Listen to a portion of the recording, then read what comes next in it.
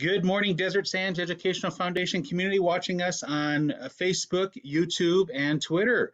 We're here with Morning Coffee with Chef Mary. How you doing, Chef Mary? Hey, good morning, and how are you, Mr. Webb? I'm excellent. Before we even start with today, I do want to bring up a couple of announcements for people that are watching today. Desert Sands is going to have a board study session today at 4:30, and they can watch it on our DSUSD live station on YouTube. And then tomorrow, you'd like this, Chef Mary. We're doing an interactive meeting with the superintendent for Bailey and Coffee to Go. And during that meeting, we're teaming up with an organization called Thought Exchange. And just like we do our format here, we'll have another window and people are going to be able to take a live survey and ask questions of the superintendent about the reopening of schools and everything. We're going to present some models and plans that they're bringing to the school board this evening, and we're going to bring it out to the public tomorrow. So yeah, a lot of exciting things going on about with the return to school and everything. But how was your weekend? Well, it was really pretty good. I'm still spending some time at the dentist. Hopefully, I've got 2 more visits, and that's over with. Just pretty simple, easy weekend. Nothing exciting going on. It's felt like fall up here. The weather's been really chilly in the morning. Okay, Uh, okay, I've been baking 4th of July cookies. very Um, nice.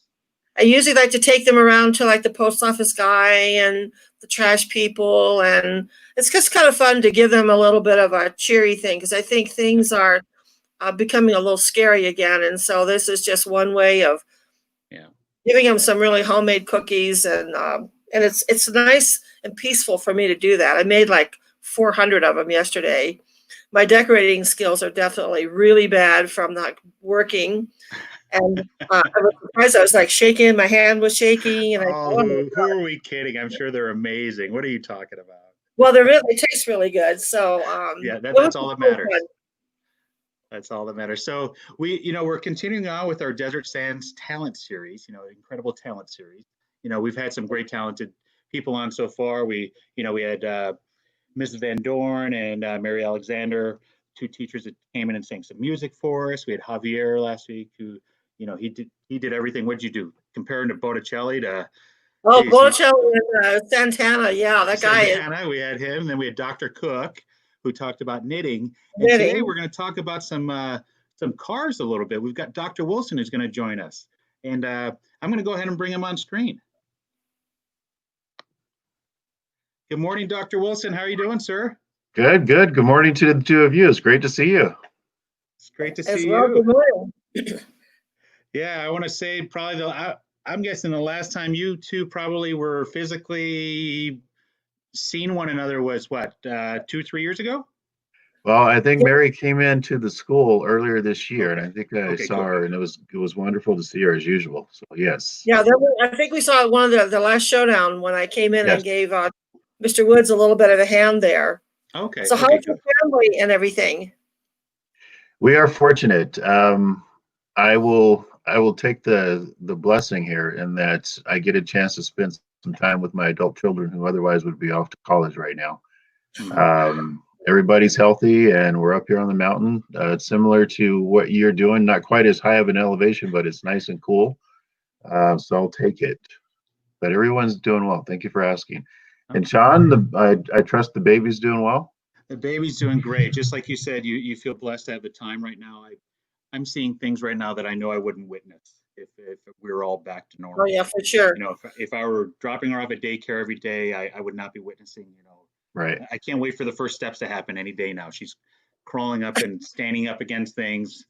But I'll tell you, Dr. Olson, I'm getting as many steps in my house as I did when I was working for you at La Quinta High School because we're running around because that baby's head is heavy, right? Oh yeah. Oh yeah. Yeah, so they could teeter easily. Yeah. Well, I told you this a long time ago. I know you and your wife waited a long time to Yeah. become parents, but you're going to be a great dad. You're already a great dad. So Well, thank I'm you. I happy for appreciate you. it. Thank you. Thank you. Geez, I love being a father. She brings a joy to my life. I posted a video last night of her laughing, and it's amazing. It's already got like 500 views of just my Oh yeah, baby, that my was daughter really cool. laughing. Yeah, just cooing and con. They're just having a good time. But enough about me and so forth. Let's talk about your incredible talent, Dr. Wilson. We've been highlighting different people in Desert Sands and their talent and so forth. Uh, what is the talent that you have that you could share with us? Well, I'm going to share with you what I consider my therapy. Okay, I love it. A long time ago, when I was a kid, my dad was a mechanic, and he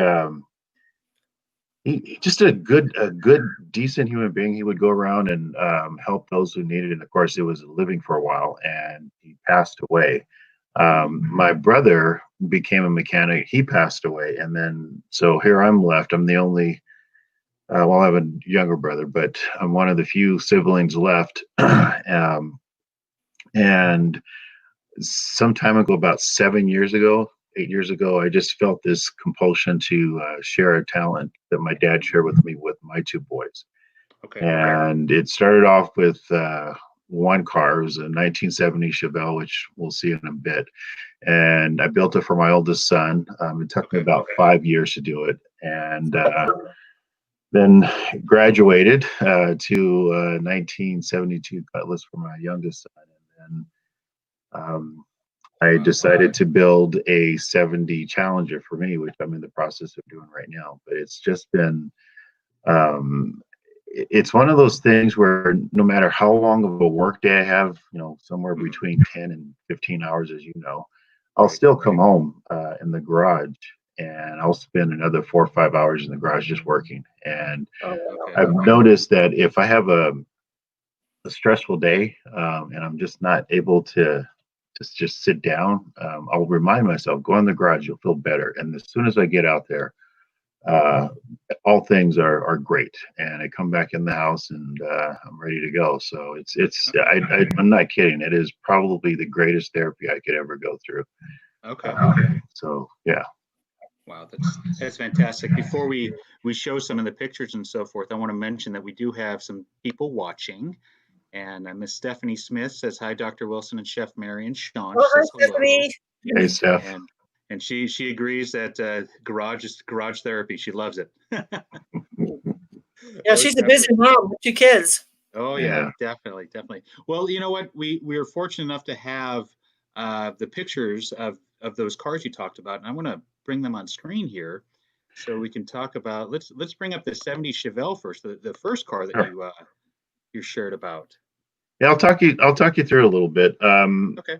So that first picture that you're about to show, that's when I first got the vehicle. It actually belonged to a cousin of mine who, unfortunately for him, he was going through a divorce and he didn't want to lose it. Okay. Now, the 70 Chevelle, just like all 3 cars, if you go on a list of most popular muscle cars, American muscle cars, this is on that list. And so he knew what it was. And I went through, it wasn't a car, it was in pieces. And so went through, got the chassis all done, redid the interior. It was a mess, as you can see. And my wife she sat there and thought, what are you doing? Because I didn't know very much about cars, even though my dad was a mechanic. I did know that I could go onto YouTube and learn. There you can see we got the engine. That's a crate engine. It's a 350. The only reason it's a 350 as opposed to the 454, which is the bigger model, is that it was going to my son. I figure if I put a 454, all he would do is wrap it around a tree. So that one's still, it's powerful enough to have a little fun with, but I'm not terribly worried about it. And then, so you bought that engine brand new, right? Okay. So everything on the Chevelle, with the exception of the frame and most of the body, it's brand new. And you can see that went through the seats, had them reupholstered. My father-in-law actually did that for me. Which brings up an interesting point. We did about, and that's probably the biggest thing that I got out of this. John, you know my kids. Jared's on they look very young on the right, Jamal's on the left. And for me, that was the gold. That's where, regardless of how much time or money I spent on the vehicle, I was giving something back, and that's what I most appreciated. And got it painted. I do everything but the paint. I love the color. As a matter of fact, the gentleman that painted it, he's the golf coach at Palm Desert. He's a good guy. There you can see the interior all redone. Oh, Um, and there's the car. oh my God. My son was able to drive it during his senior year, and he got a thrill out of it. There he is. Oh, how cool. That was on his prom day, so that was a lot of fun. So Mary, the irony there is that his son actually graduated from Palm Desert High School. There If you you notice, go. that's taken in front of La Quinta High School. And Oh, I was at Palm Desert when your son graduated, and here I am seeing him drive this car in the parking lot. I'm thinking to myself, I would not drive this car in our parking lot, seeing how our kids drive. But it's just absolutely gorgeous car. Jeez. Did he take that to college with him this year?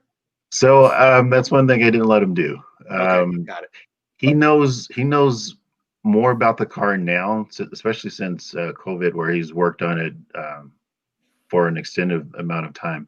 But while he was in college, I just didn't want it to be a distraction. And you have to know what you're doing if you're driving these classic cars, because really simple things, a fuse goes out and it'll shut down certain systems, and you have problems. And he didn't have tools, so I told him, keep it here. He'll be able to drive it whenever he's home, which he has been. So Nice. it's his car. He's going to take it eventually, but for the moment, I just wanted to make certain that it was safe. Of course. And that he can just enjoy it instead of being broken down on the side of the road somewhere in Arizona at the time. So yeah, it's still good. Definitely. Well, Mary, what was your first car? well, my first car was a 1959 Ford Fairlane convertible, I believe, red Okay. and white. And then we had a Chevy that had the big wings on the back. And if you went really, really fast, the back lifted up because of the airflow through the car. Then we had an Edsel. And then I had a Corvair, Okay. a Spider. One of the guys I was dating was a big car buff, a racer buff. And we actually went to Florida and raced with Sterling Moss way back in the 50s. We had a rail car called Maybelline. And I think that was pre-Formula sort of a time. And then we had a crash up derby. We drove a pink Ford. My parents had a a Dodge with a rumble seat in the back. Okay. I had an MG Midget, and as Dr. Wilson said, when the fuse went out, the car stopped in the freeway completely. All the lights came on, and I was dead in the road. So I know that feeling. There's one thing goes and the whole car stops. Absolutely. Oh my. Well, I would love it if you could take us through the pictures of the Cutlass now. Let's see. Yeah. So the Cutlass belongs to my youngest son, who's a junior at La Quinta. Okay. And you saw him in that picture earlier. He was the little guy. He decided he wanted a Cutlass, and so we looked, and this one we found. All of my cars, by the way, are California cars, which actually helped. But this one we found up near Berkeley, and it was a complete car, so that actually helped. Whereas Jared's car, the Chevelle, that took me about 5 years to build, Jamal's took me a little bit less than 2 years. And so you can see, went through the engine. Engine was in great shape. Those are 350 rockets, they just run forever. Okay. And then I added a little bit more horsepower to it. Changed the the drum brakes to disc, make them a little bit safer so it can stop. And like Jared's car, it went through the interior, put some sound deadener in, which is on all the cars. Did the seats and the carpet, which you will see. And along the way, it's one of these projects where, the boys, they didn't help me all the time because I spent more time in the garage than anybody else, but they were constantly out there and helping. So they saw the process and helped out quite a bit. And like I said, I didn't paint, but I did take it to a painter here locally up here in Anza, and he painted it for me. It's a matte gray. Oh wow! Wow! And yeah, I loved how the color turned out. I love those wheels too. And then the next one you'll see. So speaking of being broken down on the side of the road, that that was one of those days. I was test driving, but I just loved the shot of it. So I tuck it in. You'll see the shot of it.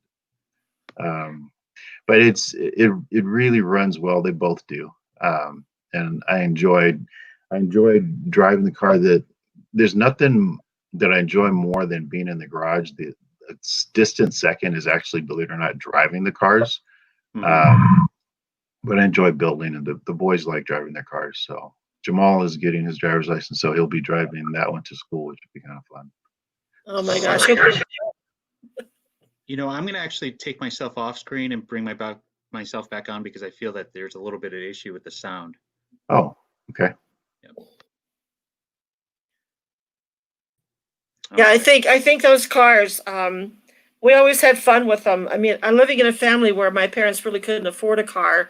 I think my dad, one of the cars we had, he found a milk truck and tore the insides out and put wooden seats down the side so we would have a car to get back and forth to work. I remember one time he came home with one of our cars and he had a goat in the back. My dad was kind of a character. He had a goat in the back seat and he had traded it for something. I don't know what he traded for, but we're out there and we said, what does Daddy have in the car? My mother goes, don't even ask. Out comes the goat. Mary, the cars that you described, if you had those, you'd be a pretty wealthy woman by now, because there's a market for each one of the cars you described. Oh, I know. The Chrysler 300, we actually would outrace the cops in the town we lived in. And one day, I shouldn't be talking about this, but one day we were out there racing around and the cop caught up with us later.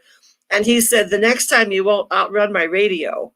And that kind of, oh, okay, that worked out really well. I think we're past the statute of limitations. I think we're okay there, Mary. Yeah, but I hear you've had a lot of ground movement up where you are lately with the earthquakes, huh?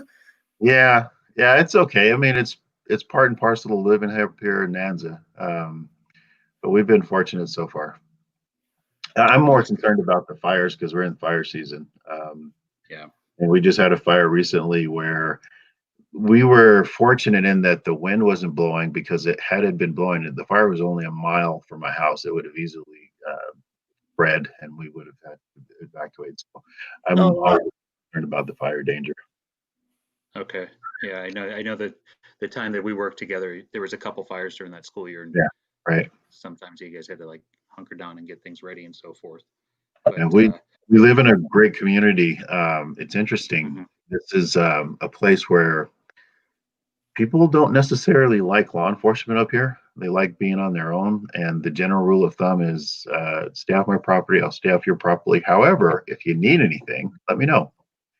Oh, yeah. Okay. So it's an interesting community. I actually kind of like it, though. Okay. I got you. I got you. Well, I know we've got another car here I want to take a look at. Let me bring this up. So this is my Challenger. This is my current project. Okay. And my wife, I need to give her all the credit in the world. If she were anybody else, I'm sure I'd be divorced by now. But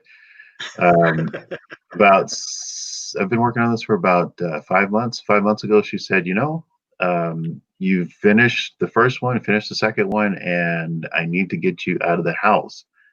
So she gave me the green light to look for the next project, and this one I found in LA. Okay. It's exactly what you see when I got it. So we'll go through and see it. It was in pretty good shape. Most of these cars, they've either been wrecked or they're rust buckets, and they went through and they replaced some of the sheet metal in this one. Okay. And so I brought it back home. Wow, look at that inside. And like all the cars, they're just heaps of metal in most cases. That was the engine, and that's where on the Chevelle, for example, that was a brand new engine with Jamal's Cutlass. That was a running engine, and this was a mess. And so this was a challenge. And so there's a gentleman by the name of Brian who owns a machine shop in Indio. And he's connected, and I'll talk about this in a second. He's connected to the La Quinta Car Club. So he said if we get the engine broken down, that he would machine it and then get it ready, and you'll see what it looks like next. Wow. We went through the entire engine, replaced all the components. That's the interior. A little surface rust there, but we got all that cleaned up. It is definitely a process to go through this, and it's frustrating, but it's the greatest thing that you can work on. The transmission, we went through, got that rebuilt, and what are we looking at here? all right, so you spend a lot of time on the internet trying to track down parts. Now, for GM, General Motors, which includes Chevrolets, parts were readily available, and you can get them. You can buy enough parts to build a brand new car in some cases, depending on the model. However, for the Mopars, which are Chrysler, Dodge, parts are difficult to find, and when you find them, they're probably 3 times more expensive than the GM cars. And so it took me a while to track down all the parts. Some of them, a lot of them are used parts that you're looking at that have been refurbished. It took me a while to do. Some of them are new, but once I got all the parts for the engine, and then we were able to put the engine back together, which I think is the next photo. Yeah. So you can see from what you originally saw on the engine, completely redone, gone through. The cylinders were honed out, new heads, and the next one is the actual engine, I believe. So still going through the engine. This took us a while. And that's my son. I recognize it.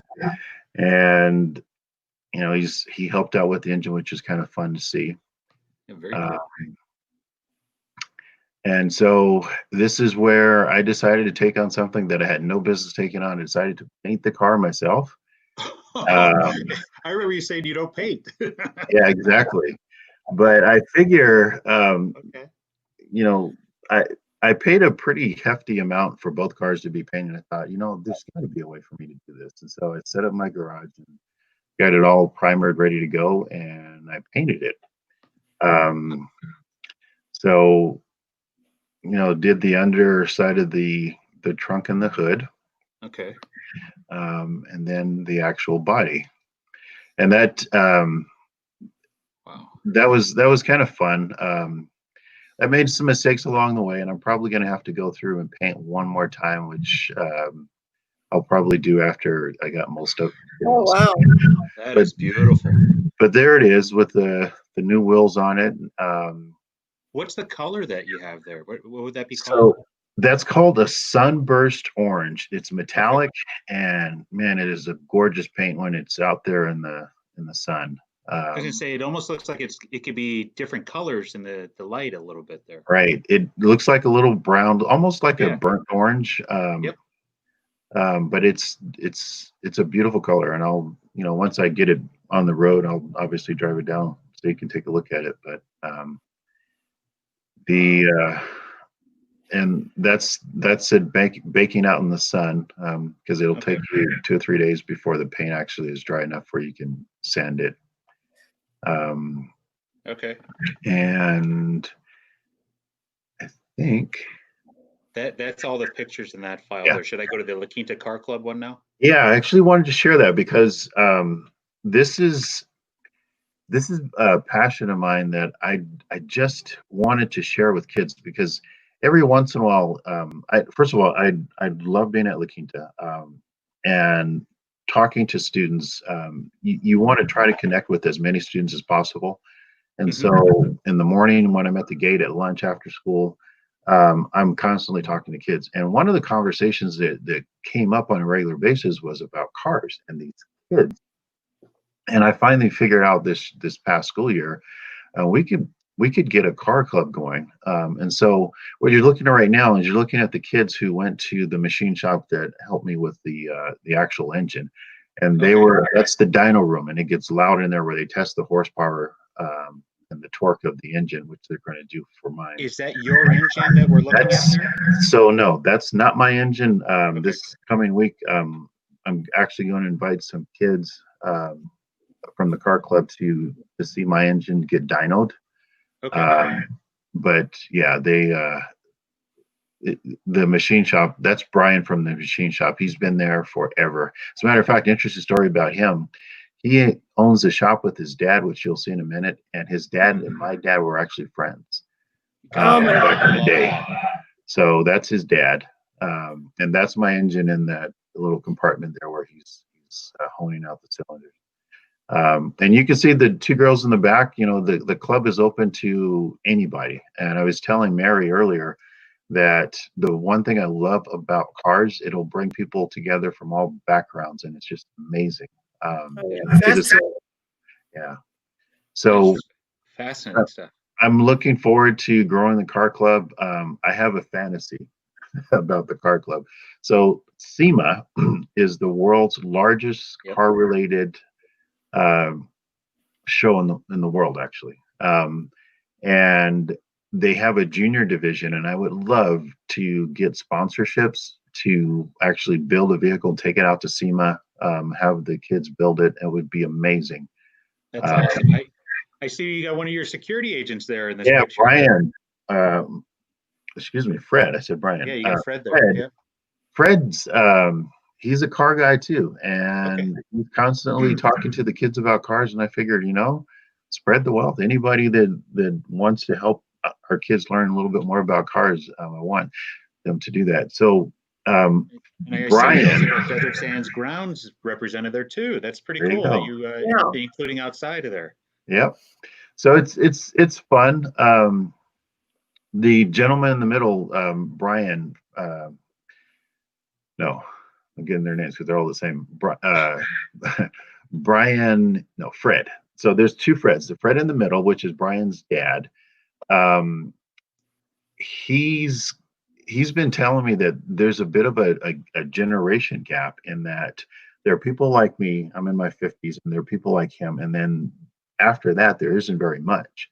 And so he's definitely interested in staying in contact with our kids so that he can help them get into the industry for those that have that passion. And there's no shortage of money. So anyone who wants to make a living at this, they can certainly do it.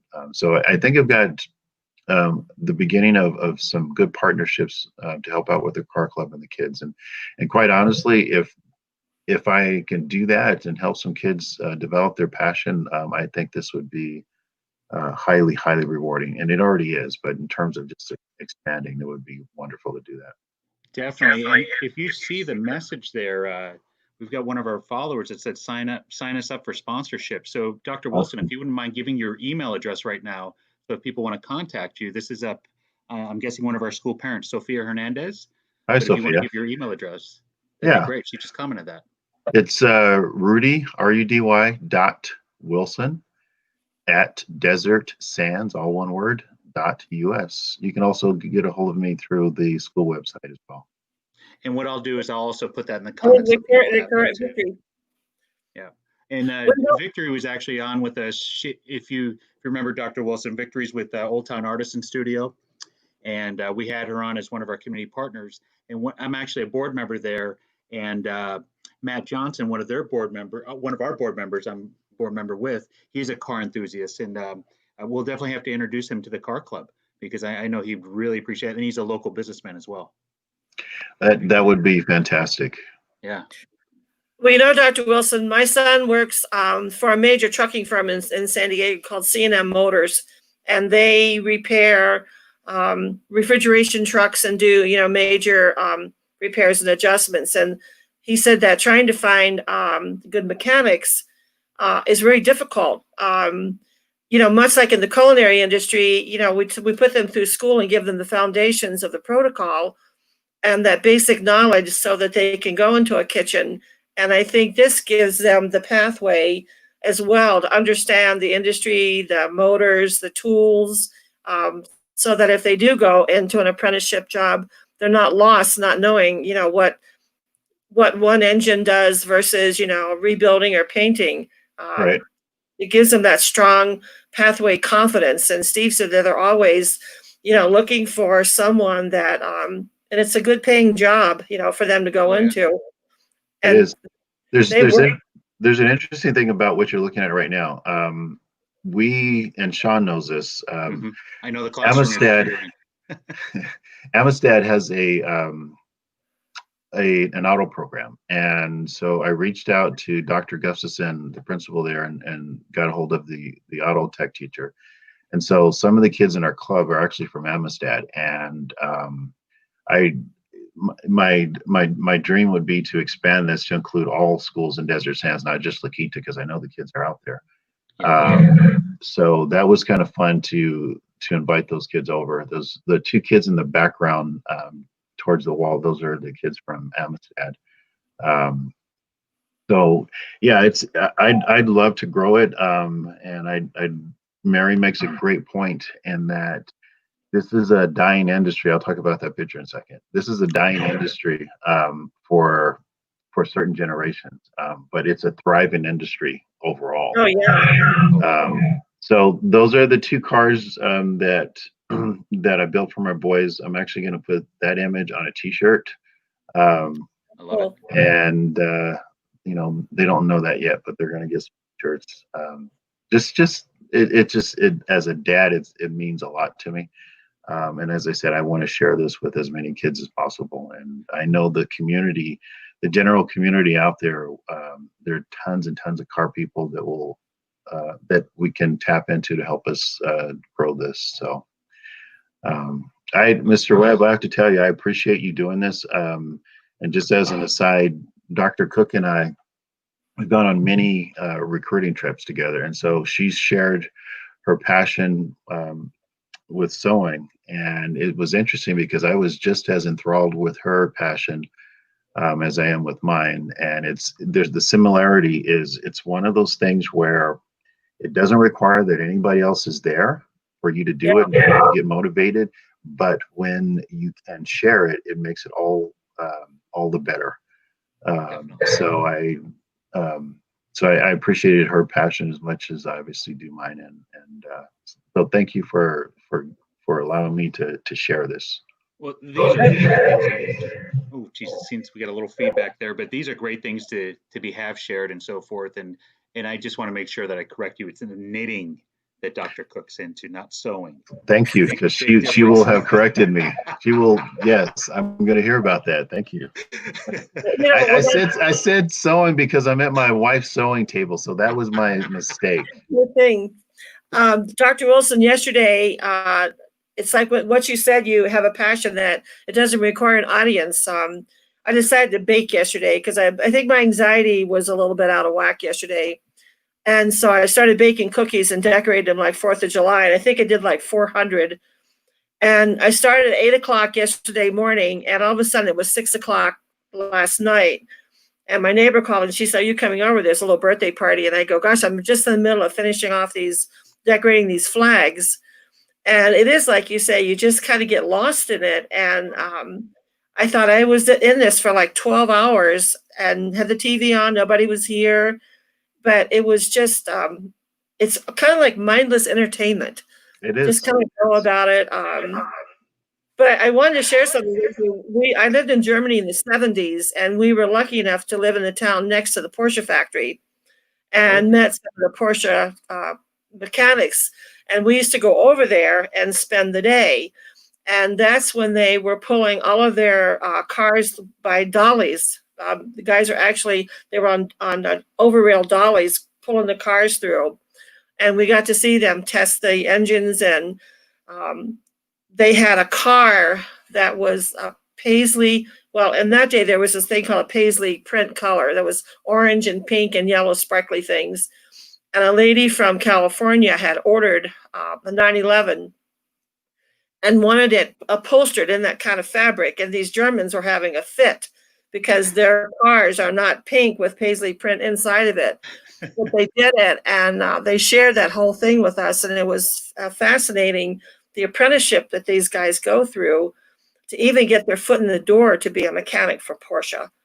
And it was really an experience. So I have a question, Dr. Wilson. You'll definitely know this before I would know. At what year would computers get involved with cars where they're more difficult to work with? Because I know that computers aren't really involved with these types of cars, and it's more mechanical, right? But what year did they kind of get introduced into cars? So there's a couple of things. Muscle cars, they probably started dying down in the mid 70s. Okay. With the exception of certain cars like Corvettes and things like that. And a lot of it had to do with the economy. It was very expensive to have a muscle car, and the gas started to go up. So around that same time, to make things a little bit more efficient, computers started coming on board. And so as I build these cars, I know in my mind that I have to keep it in the 70s or below. But yeah, because my cars, I'm ashamed to say I have a total of 8 cars at this point. And the other cars, I just won't touch. I'll take it to a mechanic because you can screw those things up like you wouldn't believe. So the nice thing about the old muscle cars is with a wrench and a screwdriver, most people can get in there and work on them. And that's the beauty of it. They're very they're simplistic machines that when you start to get into it, they become very sophisticated for the time. And that's the thing that I probably enjoy the most, just learning about the mindset behind the designs of it. But to answer your question, when you start getting into the mid 70s, that's when you're going to get yourself in a little trouble. Okay, because I remember my first car was a 1980 Lincoln Continental. Mm-hmm. And it had an onboard computer system, but boy, it looked like an Atari system from like the old gaming. It was just all very, very basic. It was just very, very digital. But I'd challenge anyone to take a look at a mid 70s Cadillac. Okay. And it would scare you. Just the technology that was put in there. Okay. So, yeah. Okay. Okay. My dad we had a Mercury that had the push button drive thing on it. Mm-hmm. It didn't have a shifter. And I think it was like 1957. I was just driving because my father believed that girls didn't drive. You didn't need to drive. You needed to be home taking care of your house. And I took the car and I went downtown, which is, 10 miles, and went shopping or something. But I had learned how to drive forward, and I knew all the buttons to go forward, but I didn't know the button to go backward. Uh-oh. And I had to go to the grocery store because, they didn't have cell phones, and call him. And I said, Daddy, I don't know how to back the car up. Because push the button with an R. Okay. That's kind of like me whenever I pull a trailer. As long as I'm going straight, I'm fine. If I got to back it up, I'm in trouble. Oh, yeah. I had to take a driver's test recently, and they make you back up like, 2 car lanes. And I ran to the curb like about 4 times. And I finally told the guy, I said, it is known that men are better backing up cars than women. So can we leave it at that? He goes, just go forward. So I do want to mention, we are coming up on 35 minutes, but I'm glad that we did this, Dr. Wilson, because not only are we bringing awareness about your talent, bringing awareness about the La Quinta High School Car Club. And I just want to highlight another comment that Victory said. And I know that she's up in Washington right now, but she wants to introduce this club to other people in La Quinta. And I know that she definitely has some car enthusiast friends and so forth that would definitely want to help out and maybe be part of this, or maybe even show their cars. I'm envisioning a massive event, and Victory's probably still watching this, and I'm thinking we connect Literature Live with a car show in the parking lot. And culinary. And culinary. There we go. We serve some food to be a fundraiser, all at Old Town Artisan Studio, where we have Lit Live already.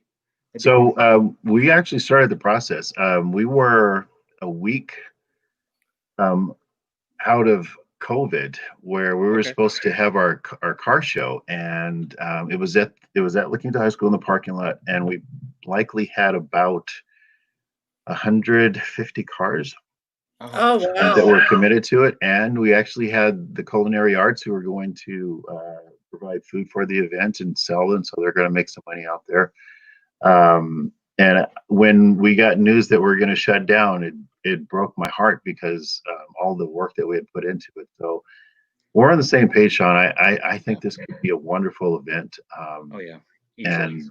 And it's, as I said before, just bring together people that have a passion and start having some good conversations.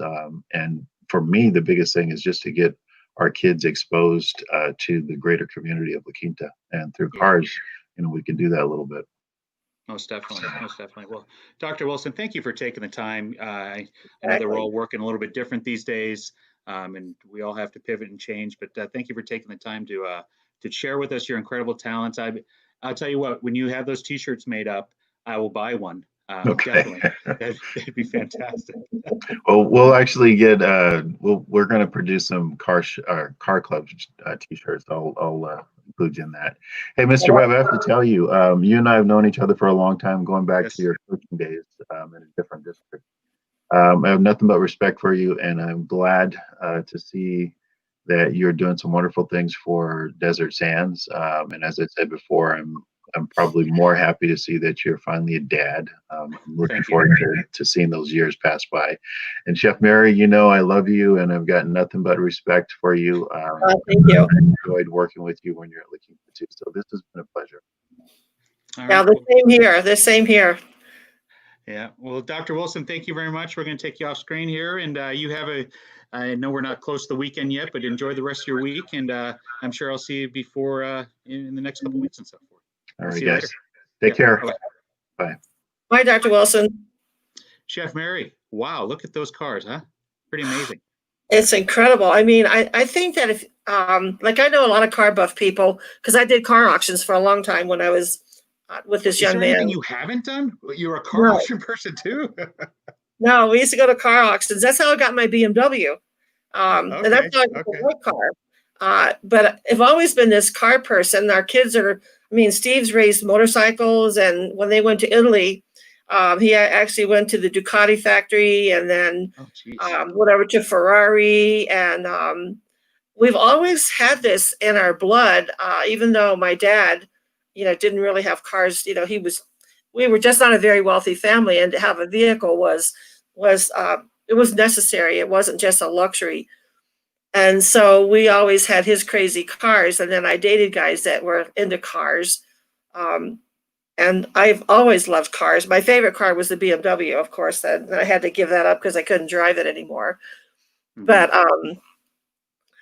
that's interesting with Dr. Wilson with that car, because I think we had some culinary students in my program that Yep. were also they were mechanics with him. I remember two particular students that And they went you over. remember, one of the students we need to connect back to La Quinta. He graduated before Dr. Wilson got there. Was Javier Ponce, Exactly. who Oh, who's that's working right. out at he's out at the Thermal Car Club race club. He works out there. Oh, We that would be definitely got to connect awesome those guys. Yeah. contact for Dr. Wilson, to be, because I mean, there's where all those guys have really high-end cars, and it's a very exclusive car organization that would probably be very supportive with that whole group with him.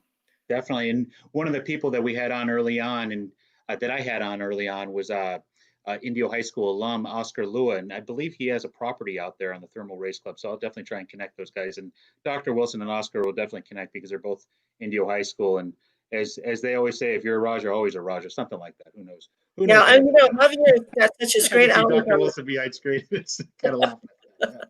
Javier would be a great inspiration for these young people Definitely. because he does that thing every morning, and he's a typical example of someone who really, really wanted something and found a way into the back door, and now he's at Thermal.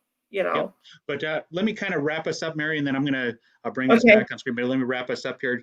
But just a reminder, 4:30 today, we got a board study session. If you guys want to watch it, you can find that on the DSUSD live channel on YouTube.